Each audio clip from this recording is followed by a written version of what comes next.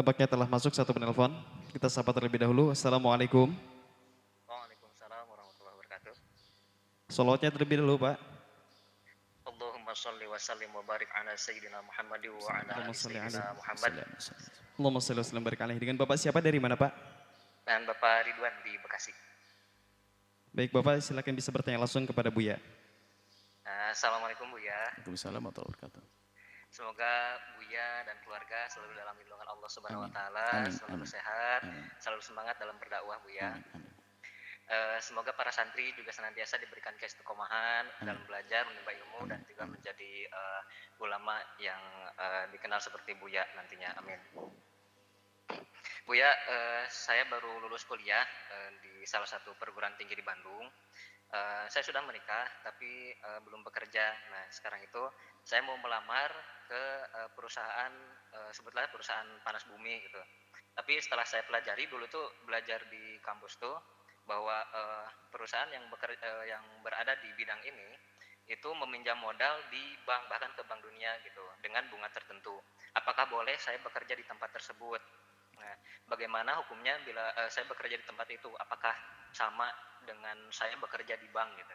Terima kasih Buya. Assalamualaikum warahmatullahi wabarakatuh. Baik.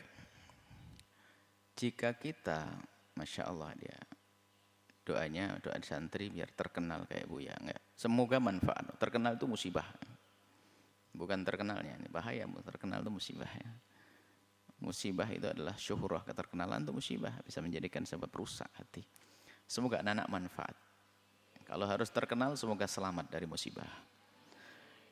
Kemudian, Masya Allah ini seorang mahasiswa yang rindu kebaikan ya. Tidak semua orang punya keberanian seperti itu. Bertanya, halal enggak buat saya? Kadang orang itu buta, hanya urusan ekonomi buta.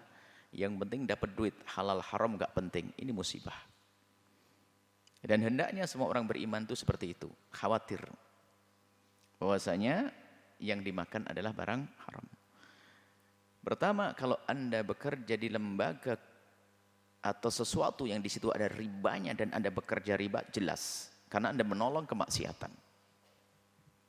Menolong kemaksiatan. Tapi jika Anda bekerja di sebuah tempat yang di situ telah bercampur antara keharaman dan ketidakharaman, misalnya modalnya itu adalah campur aduk, seperti yang diceritakan. Modalnya adalah modal benar. Ada yang enggak benar.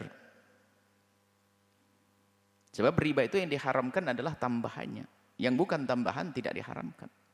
Sehingga kalau tobat itu dikembalikan sesuai dengan yang dipinjam. Selebihnya enggak, itu tobatnya. Artinya di dalam pinjaman itu ada haramnya, ada tidak haramnya. Dan telah bercampur di situ. Maka dalam bab ini tidak dikatakan yang bekerja di dalamnya adalah mutlak haram, enggak. Maka ini adalah masuk wilayah syubhat. Tidak bisa dikatakan haram, tidak bisa dikatakan mutlak halal. Karena tidak mutlak haram enggak bisa dianggap dosa orang seperti itu. Hanya kalau Anda punya pilihan, ambil yang benar-benar bersih. Ambil yang benar-benar bersih. Karena syubhat itu adalah di dalamnya adalah ada unsur haram, unsur tidak haram. Cuman kita tidak tahu persih haramnya yang nyampe ke saya yang haram. Karena Anda bekerja dengan profesi Anda, keahlian Anda. Dan Anda kerja maksimal. Maka dalam hal ini tidak bisa dikatakan kerjaan itu adalah haram mutlak. Enggak. Subhat itu adalah mendekati ke haram tapi tidak masuk wilayah haram. Makanya orang gara-gara melakukan subhat tidak bisa dikatakan dia sebagai seorang fasik. Hanya yang namanya subhat itu kan sudah di pinggir, khawatir nanti bablas. Maka selagi Anda mau memilih, pilih yang sekiranya benar-benar bersih. Modalnya adalah bersih. Kemudian juga kerjaan di dalamnya adalah benar halal. Ada lagi sudah modalnya halal, kita bekerjanya nggak benar, haram juga bagi Anda. Sebuah perusahaan yang betul-betul bersih dari modalnya jelas. Cuman kita bekerjanya di situ melanggar, kitanya nggak jujur, ya haram buat kita. Atau ternyata pergaulannya di situ nggak benar, rugi buat kita. Maka hidup itu memilih kita. Memilih seperti halnya dalam urusan bisnis, kita akan memilih menanamkan modal di tempat yang aman. Kita mau bekerja pun juga hendaknya memilih tempat yang aman di dunia dan di akhirat kita. Bumi Allah luas, semuanya akan dapat bagian rezeki dan tidak akan jatuh ke orang lain rezeki kita. Hanya cara mengambilnya, kalau sudah dijatah 1 hari 1 juta, ya 1 juta. Ditambah pun nggak bisa, hanya caranya mengambil dengan tangan kanan atau tangan kiri, maksudnya dengan cara benar atau cara haram. Jatahnya begitu. Kita bulat dengan yang haram, tetap saja jatahnya semacam itu. Rizkimu sudah dijatah, maka ambil yang bersih dan bersih. Kemudian, himbauan kepada siapapun yang ternyata usahanya masih campur aduk, Allah Maha Kasih.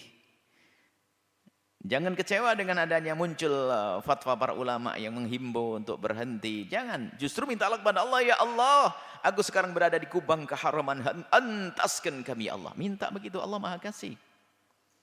Allah Maha Kasih, jangan putus asa. Apalagi marah dengan fatwa-fatwa, petuah-petuah para ulama. Wah, itu tambah bahaya, tambah jauh dari rahmat Allah.